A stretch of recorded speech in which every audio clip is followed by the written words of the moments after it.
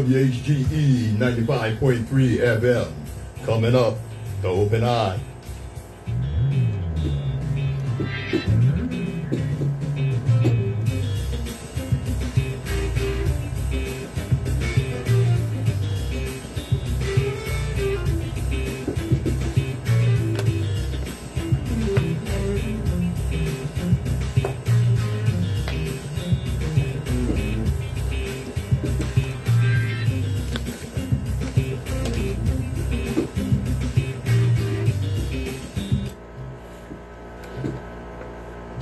Get them started.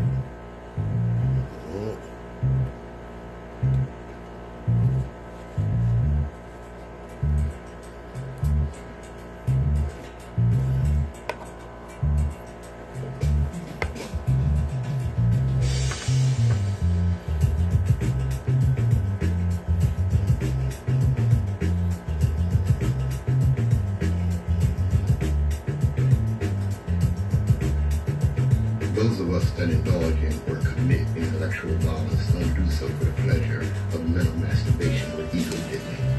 We do so because the chains of oppression on people's minds are deep and difficult to remove.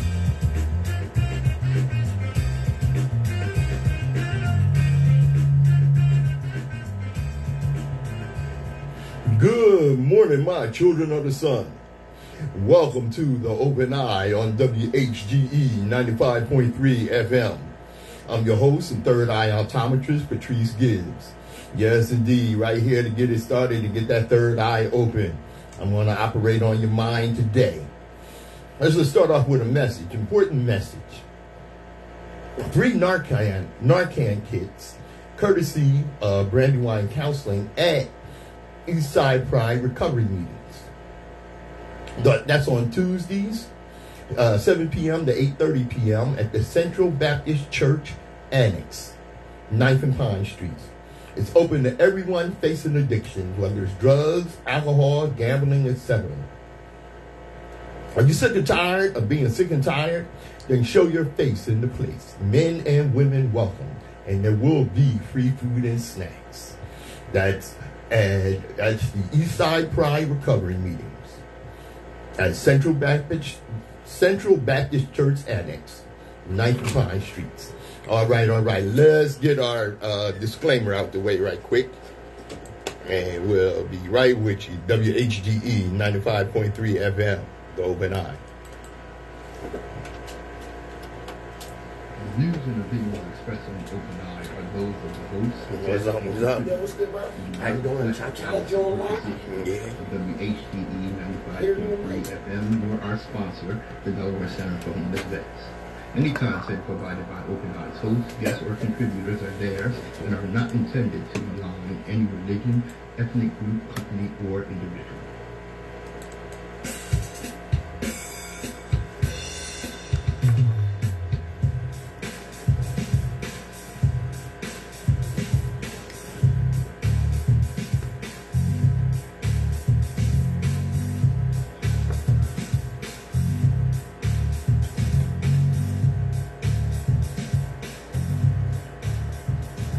WHGE 95.3 FM, the Open Eye. As I've been making it a tradition, I'm going to start right here, as I have been doing so. As I've been doing so past few weeks. Every generation has its purpose. Ours is to reveal the truth and reverse the brainwashing.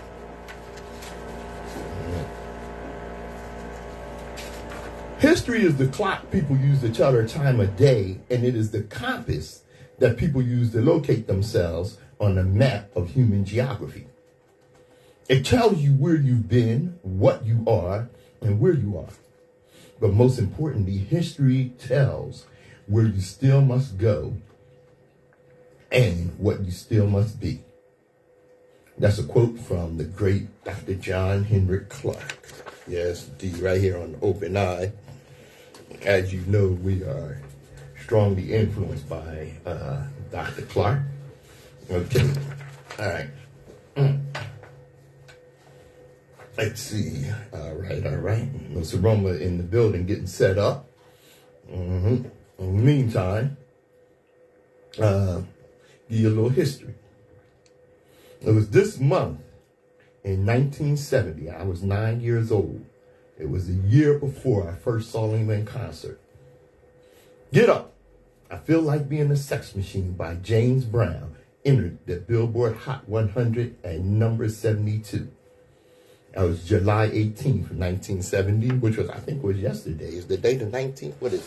Yeah, that was just yesterday. James Brown unleashed some feral energy on this track. Okay, hold up.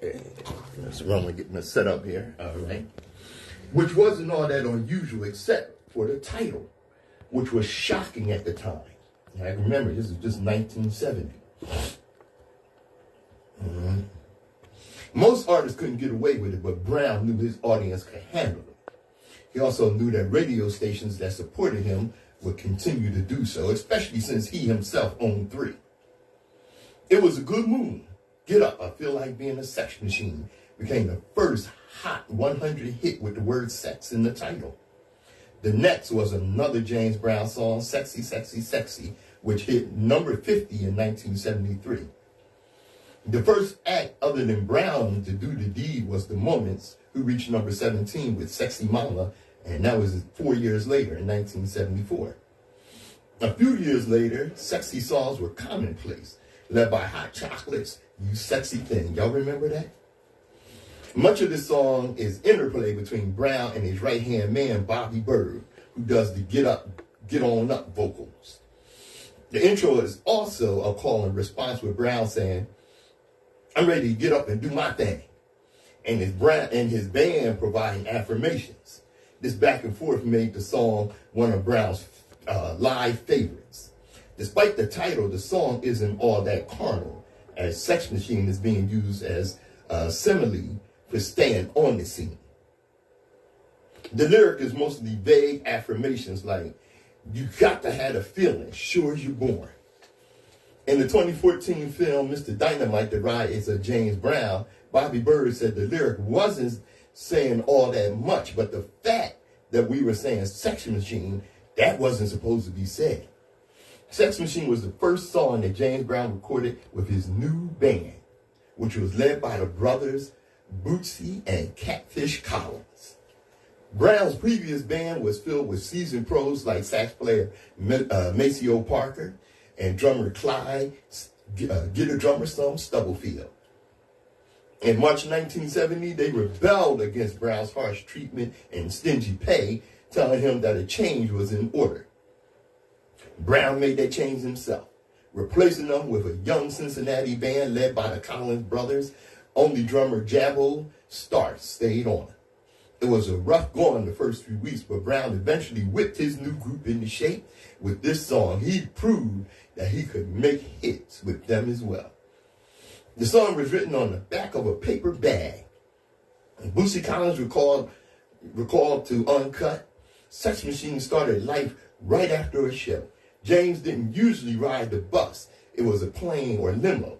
But he got on the bus and said, I got this song, let me sing it to you. He started messing with it. Get up, get on up, and all that. You know, he wanted to write it down. Someone had a paper sandwich bag, and that's how that song started. The original single version of this funk monument was recorded like many of Brown's hits in just 2 takes. Bootsy Collins recalled, once we got to the studio, it was pretty much what it sounds like. Someone said, sounds great, Mr. Brown. When are you going to mix it? He said, mix it? It's already mixed, son. He was teaching us how to be dynamic with the ups, the breakdowns, the hard and soft parts. He felt that everything he did with a band was already mixed. Sex Machine remained a staple of the Godfather of Soul's concert repertoire until the end of his career, and inspired the title of the 2014 James Brown biopic, Get On Up, starring Chadwick Boseman. If you haven't seen that, see it. Chadwick did a great job on that. Should have got an Oscar. 2 of Brown's famous musical maneuvers are found in this song. Before going into the bridge, he asked Bobby Bird for permission. Should I take him to the bridge? Which was never denied. At the end of the song, he asked if they can hit it and quit it before the cold ended.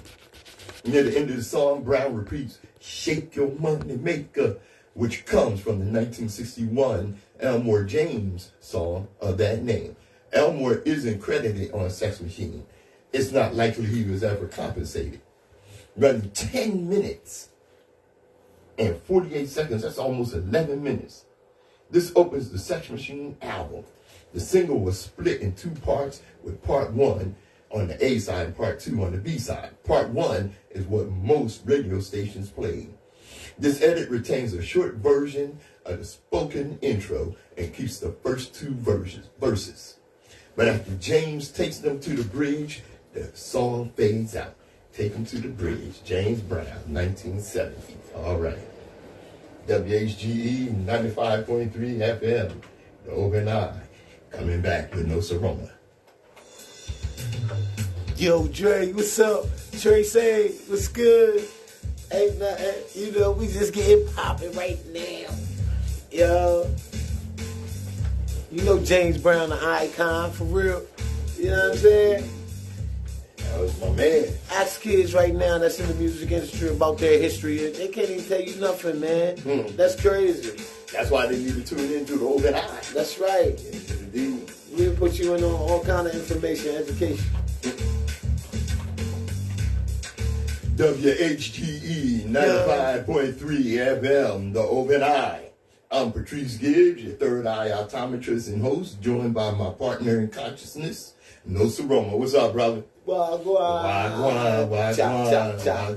What's up, world? What's good? I see you say good morning to Tracy and a couple other people there. All right. Andre, Kiana, there's a couple people you know. Yeah, what's up, y'all? Keep tuning in. What's good? I heard you talking about James Brown, you know what I'm saying? Yeah, buddy. Godfather of Soul. Yeah, buddy.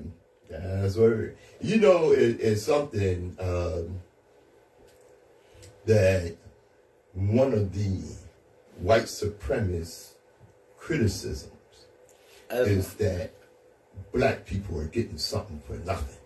We don't want to work for it. We're lazy. You know? And that's somehow black people are stereotyped as being lazy ever since we stopped working for free. Ever since slavery ended. Black people are lazy. Man, almost. I needed a boot. I was on point. Yeah, it was coming. Yo, I mean, that's crazy, man. Yes, it is. I can't believe all of this is still going on in the world right now. And it's like they trying to flip the world over. When the planes hit, it was a whole different thing. You know what I'm saying? It was about them crushing the Arabics. I mean, it's crazy, man. It is, man. I don't get it. Man, if you ever catch it, explain it to me. Oh, okay. I really don't get it. That's I think it's a economy thing. A political economy thing that makes it keep going, to make this money keep flowing. You know, I don't think you're off base there, Hoss. Because, the thing is this. What poor white people don't understand is that the elitists amongst the white supremacy hate them too. And the last thing in the world they want is for these white people to wake up and realize that they're being played. Like, hey, I tell you what. See, here's the thing. I saw this sister on a video. Right. And she was in a luncheon with a group of white women. Okay. She's the only black woman there. Okay. And she said to them, what she did was pose the Jane Elliott question to them. You know the Jane Elliott question? I think so. Where she say, raise your hand if you want to be black for a day. Which one? Right. Okay. Exactly. Right? Raise your hand if you are willing to change places with a black person. And these white women came up with all kind of other things to say. Well, they wouldn't answer the question. It's basically and they definitely ain't raised their hand. And they definitely ain't raised their hand. You know, and they would not answer the question. One white woman said, well, you know, I dated a Hispanic man, and I feel as though I have dealt with this because my children are really dark. That ain't you, hussy. All right? That ain't you. You might have seen your children dark, okay, and dealt with some racism, but it's not you. And this black woman said, see, here's the thing.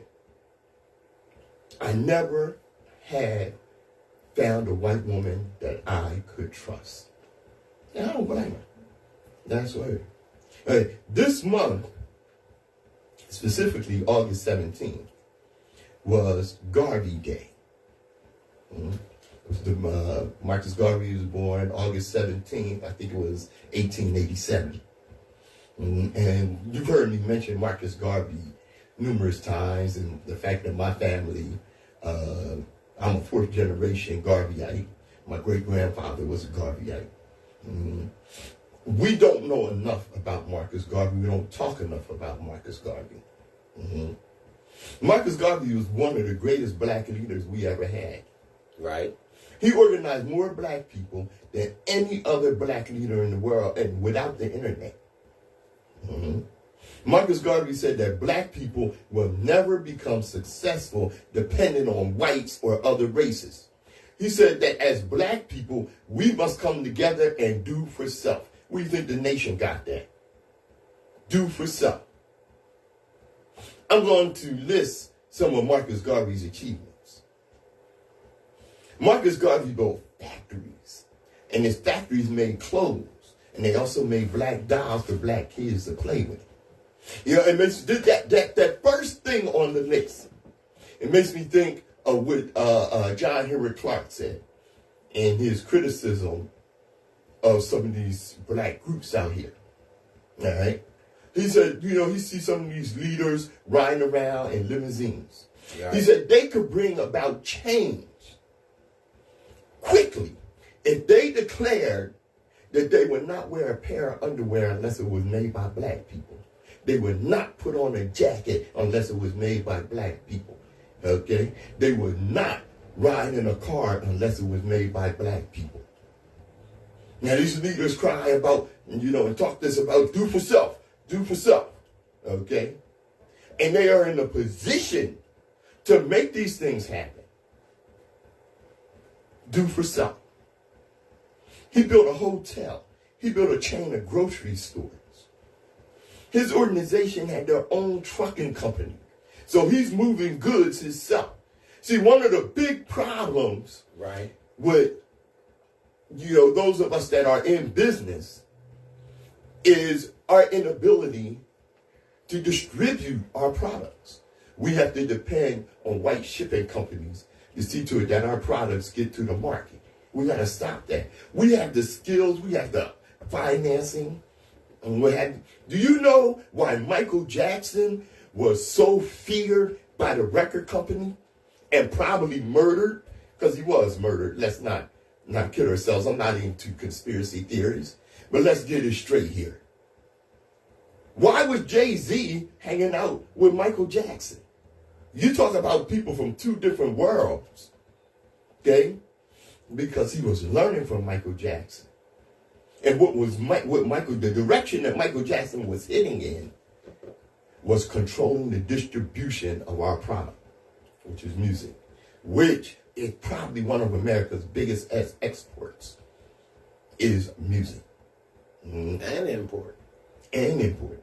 But more importantly, export, because we are the ones that influence the world musically and have since the jazz age, and maybe even before then. He built schools. Marcus Garvey built restaurants. Marcus Garvey's organizations had their own printing press. He started 3 newspapers. His main newspaper was called the Negro World, and that newspaper was published in English, Spanish, and French. For all you ignorant fools, it's usually white supremacists that do that running into somebody that's not speaking English. And you know, this is America, speak English. You know, you're such a dumbass. Because that person is bilingual or trilingual, who knows, and speak more languages than you do, and in your ignorance and in your fear, right, and your need to be the center.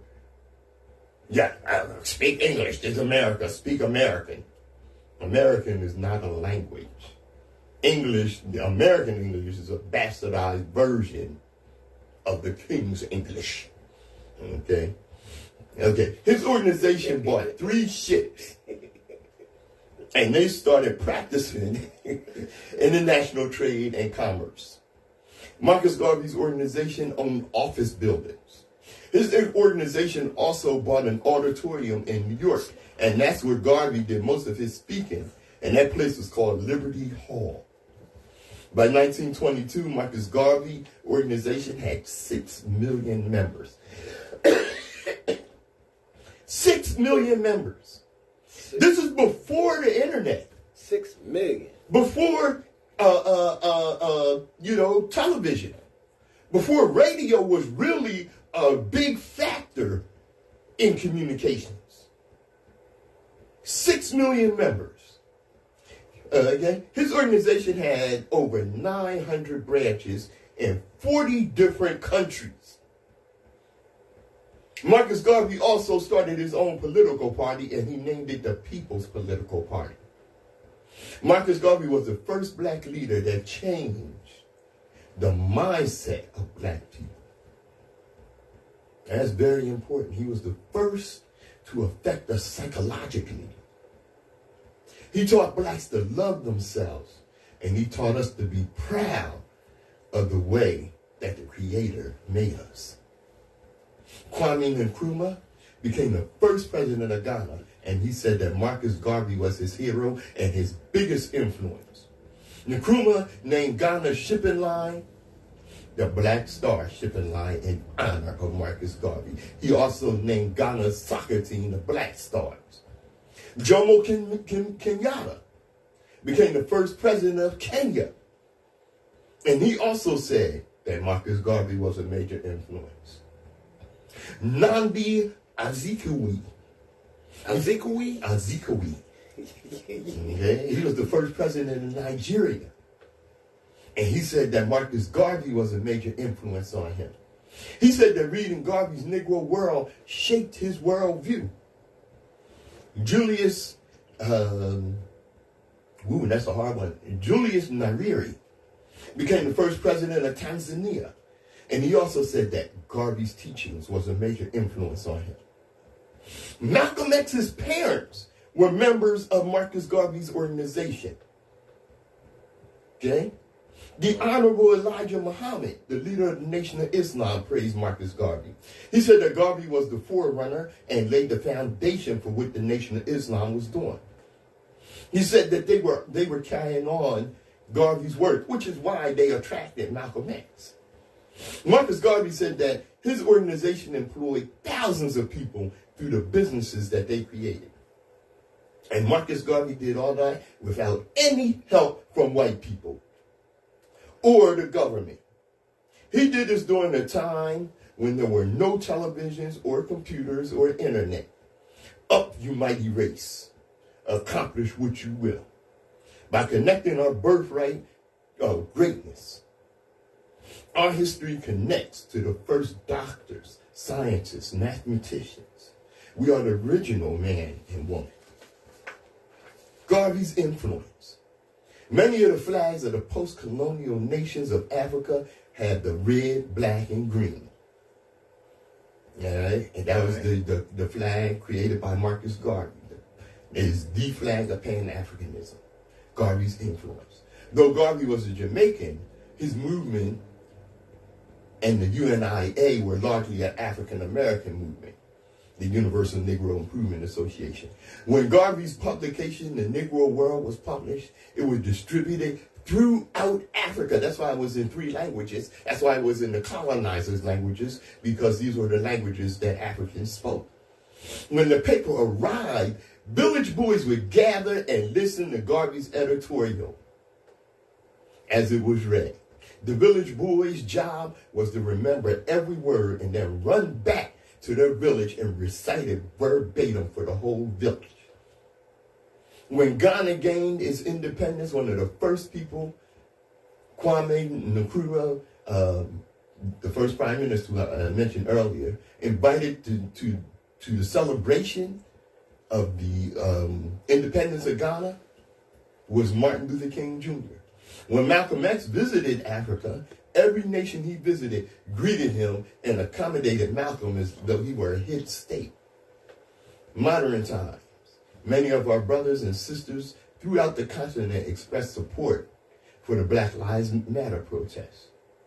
I have personal friends, not Facebook friends, from Ghana and Sierra Leone, who expressed how our brothers and sisters look to us to lead the way. Many African nations have come home programs, notably Ghana. These African nations are offering Africans in America free land to build a home and dual citizenship. This is in exchange for leadership, educational contributions, and business contributions. Of course, there are those that are enthused about their brothers and sisters in America, but they are far, far outnumbered. Every visit I made to the continent, it's been nothing but love. WHGE 95.3 FM, the Open Eye. Yeah. Brother Slaughter, what's good? Me say, Jan, I see you. Tracy, oh, you still here? He flipped off for a second. I ain't know if you came back with us. Yo, let me know something. Wave or something. What y'all know about Marcus Garvey? Huh? For real. So we got some followers out there.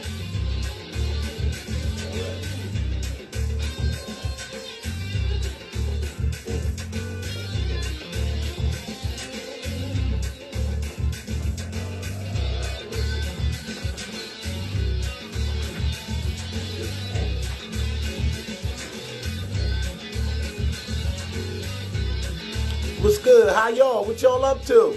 Besides tuning in, you know what I'm saying?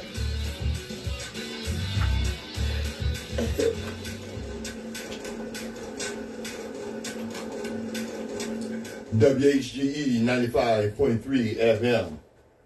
Yo, this is something that we often talk about, and that's the influence of white women. Quoting Sister Tracy here. Make no mistake, this is not a joke. Every time a white woman weaponizes her tears, the full intent is to bring harm to the black person involved. It's an act of violent aggression, knowing full well that when the authorities get involved, that interaction with the black person very well may become violent or lethal. White women using white tears, acting out the damsel in distress routine has led to countless deaths. The only difference now is we have videos that record these interactions. That was sound mind. Don't get it mixed. That white woman knew exactly what she was doing. You know? Now, one of the things that comes up is, black women need to be better mothers because they're raising thugs. White women need to become better mothers because they're raising Klansmen, white supremacists, some of the most violent people that are running up in schools, malls, and churches, and everywhere else, shooting people. That's who needs to be better mothers. Don't get that mixed. All right? Now, of course, you know what's coming up. What? Oh, it's a coming. It's coming. The orange disaster is being indicted. Well, he's been indicted and indicted and indicted, okay? But mark your calendars for August 25th because Donald Trump and his 18 co-conspirators got to surrender to the Fulton County authorities by noon that day. All right? So we're going to get a mug shot of the orange disaster. Get a strong camera with some strong lenses. I thought it got reversed. No. The latest information on it is it's reversed. What's reversed? His indictments. No. No. That's conspiracy theory crack. Oh, okay. I heard that. I think Where did you hear that on Fox News? I don't know. I think I heard it somewhere though. I don't know. What Chuck D say? Don't trust him. Can't trust it. Can't trust him. Yeah. One of the many distinctions that show how Georgia and Fulton County District Attorney Fonnie Willis will move differently from federal prosecutors. You know, the sheriff down there said, or the police chief, whatever he is, that, we're going to take mug shots. You know, I like that. He needs a mug shot, you know. He needs to take mug shots at all of them. If it's like that. All 18 just get in front of the camera. You stand in front of the camera, too. Yeah, how about that? You know? Now, the DA, Willis, she capped off her 2.5-year investigation with a lightning round grand jury and a 98-page indictment that charged 19 individuals with 41 felony counts. All right? Including charges related to racketeering, soliciting a public officer to violate their oath, conspiring to impersonate a public officer, conspiring to commit forgery in the first degree, conspiring to file false documents, and more. Trump specifically is facing 13 criminal counts. 98-page indictment. And she incorporated the RICO law. So the RICO charges is that the whatever RICO stands for, it stands for prosecuting organized crime. I can't remember exactly what the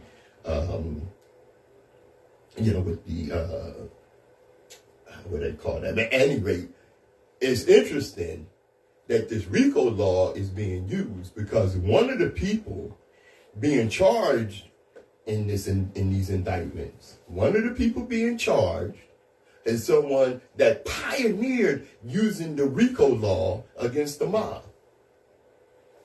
And that's crooked, alcoholic, nutsoid, Rudy Giuliano. Cross-dresser, Rudy Giuliano. He's, you know, and you know what? I'm not going to let him off the hook by saying he's mentally ill, okay? Because his mental illness is way too common amongst white supremacists to call him out on it. But yeah, he's one of the people that's going to be indicted under the RICO law, all right? Are these people going to jail? I don't know. You know, when Wall Street locked up a con artist, right? We all remember him, Bernie Madoff. He was probably the only Wall Street crook, and there's plenty of them, okay? He was probably the only Wall Street crook to actually go to prison. You know why, right? Yeah. Why? What? He got their grandparents in them for money. There you go. See, that was it. See, Bernie Madoff stole money from the rich, from the 1%. They wasn't having that. See, if he had just stole some money from some poor people, they'd have let that go. Stop on the rich, buddy. Yeah. You mean you messed up my father's estate? You know? And, you know, one of his sons, I think, tried to commit suicide. And some of the people that he ripped off tried to commit suicide. Mm-hmm. Now, of course, Trump supporters are very upset that Trump, is facing these charges. And as usual, when you do some of the things that you see these people doing, it comes out of fear. And they're afraid that these charges are going to stick and that he's actually going to go to jail. So their reaction is, we'll kill you. Trump supporters actually threatened the judge and jurors amid the indictments. This was totally normal, not at all terrifying voicemail that a Donald Trump supporter left for Judge Tanya Chutkan, the U.S. District Court judge in Washington, who was presiding over one of the former president's many, many indictment cases. A Texas woman was arrested Wednesday for making this threatening call. She called up Abigail Jo Shrine, I guess that's her name, called Chuck Khan's chambers 2 days after Trump was indicted in Washington, D.C. for trying to overturn the 2020 election. Shrine called Chuckney, who is black, a stupid slave, and said the judge would be targeted personally, publicly, your family, all of it. Shrine warned that if Trump doesn't get elected in 2024, we are coming to kill you. When she was arrested, she admitted that she also threatened to kill Texas Democrat Representative Sheila Jackson Lee, who is also black. The same day that Shrine was arrested, the grand jurors who indicted Trump in Georgia were doxxed. Now, doxxed means that their personal information was shared online. Georgia is one of the few states that publishes the names of jurors for the sake of transparency in criminal proceedings. Maybe this is one time they shouldn't have done that. Internet users have shared the grand jurors' names and addresses on far-right media boards, meaning white supremacist boards, and made violent threats against them. One user on the message board, where this QAnon conspiracy theory began, threatened to follow these people home, photograph their faces. Another user said, yeah, give me them photographs, because we're going to make a hit list. Another one said, yeah, we're about ready to go Turner Diaries on these treasonous N-word F-words. We know what that means. Referring to a gruesome white supremacist book written by a neo-Nazi leader that has inspired multiple acts of violence. These people are nuts. And, you know, this is how deep this thing is with them. Wow. Do you know that they will actually kill, or they actually want to kill, they have threatened to kill, and I wouldn't doubt if they would do it, anyone that is against Trump. They want another civil war. Come on. Bring that crap. We'll tear your ass up. WHGE. Sure? I said, you sure? I tell you what, judging from what happened in Montgomery, Alabama, we'll tear your ass up. Cheers. WHGE 95.3 FM. Yo, Bessie, what's up? Good looking out. I see you.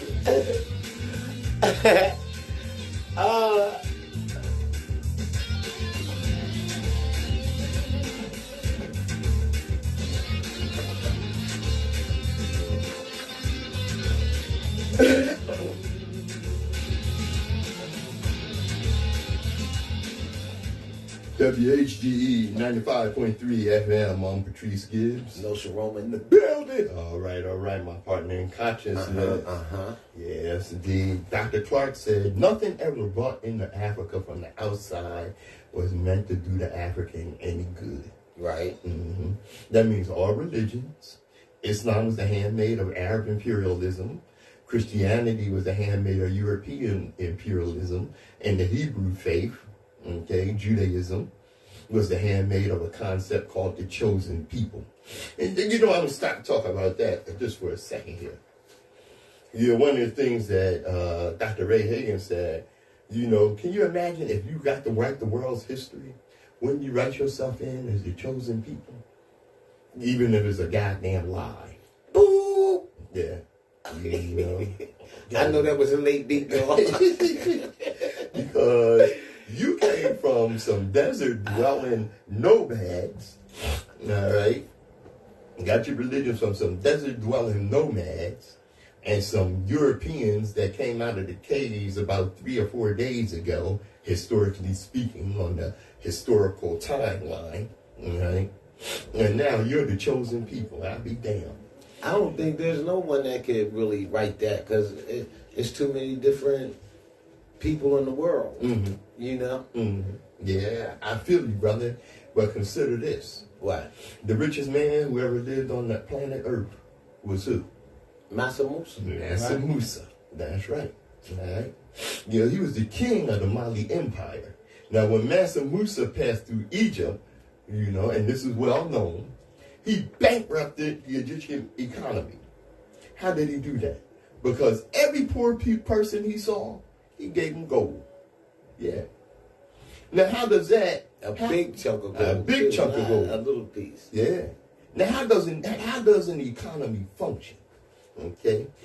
Let's look at the word here. All right. Look at the etymology. The word economia means the study of lack. Mm-hmm. You cannot have an economy if someone is not lacking. Because he canceled the lack in Egypt. Mansa Musa bankrupted the economy because money could not flow and the system needs that to survive. Okay? That's the way the economy works from outside of Africa, from the white Arab, from the European. And that's why they hated the Commonwealth in Africa. All right? Because of Ubuntu. All right? Which means that, if I'm not good, you're not good. So in order for all of us to be good, all of us have to be good. Mm-hmm. Africa was fine because Africa's economy was not built on lack. Our economy was built on wealth, abundance. Okay? If you manifest from a state of lack, that's what you'll manifest, lack. That's how the universe works. Right. Our African economic model was built on wealth, giving birth to more wealth. We understood manifestation and operating from a place of wealth. We understood that. The organization, the African Union, created in 1963 in Addis Ababa in Ethiopia, was part of an effort to circumvent the efforts by Kwame Nkrumah to build a single union of African states. And instead, Africa came up with this organization, the African Union, that codified the colonial borders that were created by Europe in 1884 and 1885. We have to break out of this. Africa has to break out of this. But it's going to take a revolution in order to do so. A lot of African leaders are waking up to this. It's going to take an African revolution that would destroy imperialism and the world economy that's responsible for the immeasuration of the masses of people around the world. Capitalism requires an exploited class the way it's practiced. And you had some politicians that understood that. So what they did was they put social programs in place to offset the exploitation that capitalism brings along. Now, don't get it mixed, because what these white supremacists will tell you, white supremacy will tell you, is that the way America got strong was because the rules, we obeyed the rules of capitalism. And we worked hard and this, that, and the other. Crap, brother. That's crap.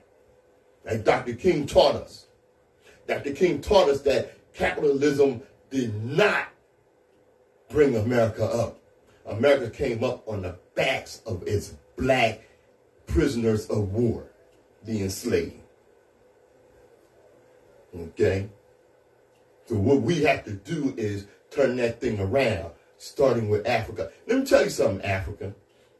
All right? I know a lot of Africans look to the black man, to the African in America, all right, to lead the way. And we have done so. Marcus Garvey's history shows us that. Marcus Garvey's influences shows us the influence that we have on the African continent. Okay? But y'all got to get your thing together so that you are in a position to say, if something happens to our cousins, our brothers and sisters on your soil, you don't get no more gold. You don't get no more uranium. You can go to hell. We're not giving you crap. All right? And that will get these white supremacists off our back. Uhuru. Freedom. The open eye. Yahoo! You dig? Freedom. And that's a restaurant in Philly too, you know what I'm saying? They got some good Jamaican food, it's jumping. Matter of fact, it's Caribbean. It's Caribbean. Yeah, it's good too. Yo, what's good? 3 years short. Huh? Was I'm trying to think 3 years short of. Well, anyway, I'm bringing this. WHGE 95.3 FM, the Open Eye. Yeah. Yes, indeed. Yes, indeed. You know, I saw a sister debating with this brother about Egypt. Mm-hmm. All right? The brother is protege of Sarah Susan Seti, a General Seti, by the name of Young Pharaoh. Very knowledgeable brother right. About Egypt. Very knowledgeable young man. All right? And she asked him, have you ever been to Egypt? He said, no, but I'm going. She said, well, then you can't speak on the history of Egypt because the people over there, and this is a black woman now, right? She said, you go over to Egypt, the Egyptians over there aren't going to like you. He said, I ain't worried about that because they're not the true Egyptians. Well, how can you say that? They're living in Egypt. They have Egyptian history. There's a black woman now, and right. She's arguing with this young brother with her ignorant ass. Right. All right. That these Arabs, who are nothing but colonizers, are the true Egyptians. His brother told her, he said, have you lost your mind? Do you not know where the real Egyptians are? Look in the mirror. I mean, when you don't read and you don't know who you are, you really don't know nothing. No, you don't. No, you don't. That's word. And you don't learn a damn thing. Definitely. That's word. And that's a big part of it. I'm glad you said that like that, brother, because that segues me into the ignorance of so many American people. Right. Do you know that since 1979, how many times China has been to war with anybody? China has never been to war, has it? Oh, yeah, it's been to war, but not since 1979. I mean, like, yeah, it's been a long time. Yeah. Like, for real. Yeah. Not since 1979. Mm-hmm. And in 1979, who did they go to war with? Well, before 1979, they were basically almost... Vietnam? No. They supported North Korea and this, that, and the other, communists, this, that, and the other. You know, I don't remember who they were and war. Oh, okay. But the point is... Right. They haven't been in war since 1979. America stays at war. Over its entire history, the United States has only enjoyed about 20 years of peace. The country is 250-something years old, or almost 250 years old. Mm-hmm. And only 20 years of peace. Compare that with ancient Egypt, which enjoyed 3,000 years without a war. The most warlike nation in the history of the world. America has wasted $3 trillion on military spending. All right? One of the strongest economies who America has a major debt to is China. And they haven't wasted a single penny on war. You know what China did? They declared that, I think it's like 10, 12 years ago. All right? Right. That in their country, there will be 200 millionaires. And they will eradicate poverty in their country. Well, guess what? 180 Chinese millionaires. All right? Because their thing is to raise up their whole population. Where America's thing is to keep people down and in debt slavery so that the 1% can profit. You said some numbers a few minutes ago. You said the war, the army budget was, they spent money with $3 trillion? $3 trillion. And the United States deficit is what? Only $6 trillion? Yeah. So the majority of that money was spent on the military. Just foolishness, man. That's word. Just foolishness, man. You know, and it's something. You know, let's be clear about our choices. All right. When we say raise taxes on the wealthiest Americans, nobody dies. But when we say cut Social Security and Medicare, people die. So why would you want to cut that when people working right now putting into that? Where is that money going? They just so that's our money, right? So everybody just stop paying taxes and start saving up your own money and becoming your own money holder, basically. Actually, you know that's hard to argue against. Wow, that's word. But what we need to do is stop going to work. Everybody. And I ain't talking this time. I ain't talking just about black people. You know, because you go to work. Like I told the little joke last week. Right. Where, you know, the company owner showed up in a brand new Lamborghini. And he said that, you know, and of course his employee was like, wow, that's great. And he told him, you know, if you keep working hard and doing overtime and raising up production, I can get another new one next year. He didn't say nothing about you, did he?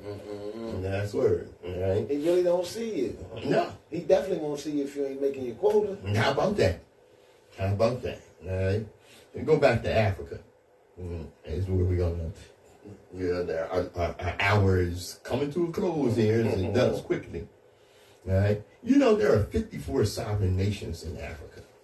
Right. That's 17% of the world's population. 54 nations, 17% of the world's population. And guess what? Africa, which isn't benefiting from it, has half the world's gold supply. Half the world's gold supply is in Africa. 2/3 of the world's manganese. Oh, there's more. 35% of the world's uranium. Yeah, that's right. 35%. And uranium, that continues. Yeah, uranium, of course, is one of the issues that Nigeria and some other countries, Nigeria, Mali, and a couple of other countries have cut off their supply of uranium to France. Yeah. It's a pipe bomb blew up or something. They blew the pipe bomb up too. Yeah. And they tried to run it through Africa, and Africa was like, nah. I talked about that last week. Yeah. They blew up the Nsoromma pipeline, tried to blame Russia for it. You know. And then they're going to build their own pipeline, which is going to run through Nigeria. But Nigeria ain't going to get none of the natural gas that come through the pipeline through their own damn country. Or a percentage of the money that's being made. Right. Get out of here, man. We're gonna run this line. Imagine somebody coming over your house talking about, we're gonna run this line through your house. Through your front door and out the back. And at the back door. So that your neighbor around the corner. But listen how crazy that sounds, man. Yeah, that's what they be trying to do. And if you don't agree, they send the jackals to come get you. Yeah. Come on, man. 75% of the world's coltan, 90% of the world's cobalt supply. Coltan and cobalt, without those you can't run computers and cell phones and what have you. Unfortunately, we are actually participating in that crap. Right? I'm going to repeat something I said last week, but before I do, I'm going to repeat a quote that I've used before by the great Dick Gregory. Okay. And this, I hope this gives you something to think about and remember. Dick Gregory said, what's dangerous is when the universe picks you and you put on the magic glasses. There's rules that go with them. You can never take them off.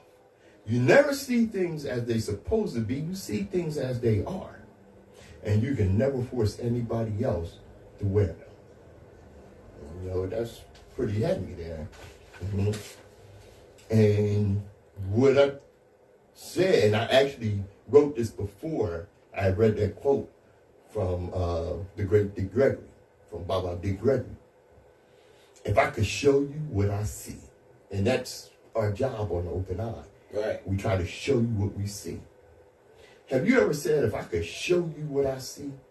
You know, it's not a statement born out of arrogance or ego, but out of frustration sometimes. Sometimes it's out of excitement. Because, you know, Nsoromma and I see things and study things that we're excited to tell you about. And sometimes it's out of great concern because we have great concern for our people. When you've been privileged to be able to hear the ancestors and they show you the view from the bridge, you will tell someone, if I could show you what I see.